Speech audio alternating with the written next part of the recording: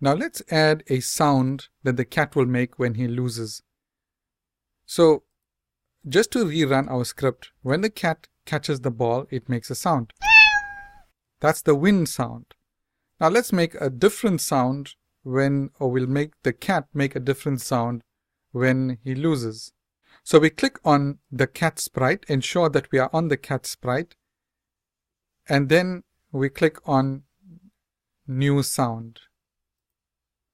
Alright, in the new sound gallery, I scroll to the bottom or scroll downwards, and I see there's another meow sound. So there's two meows.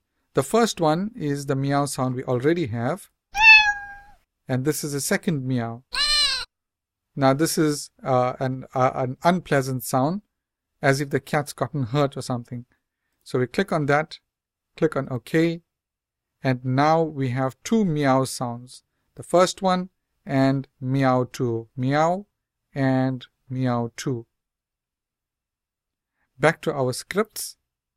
Now when we look at the script for our cat, we see when I receive win, play sound meow. So we're going to make a script almost identical to that one. So we go back to events. When I receive, this time it'll say lose. So it's already set on lose. What should it do? It should play the sound meow 2. So we go to the sound tab, select play sound meow 2, and drop it. And that's about it. That's all we need to do to make this cat make the second meow sound. Let's test our code. So we stop this and restart. Head towards the crab, and fantastic. Our game is really starting to take shape. If you haven't saved your game, make sure you save it now. Thank you for watching this lesson.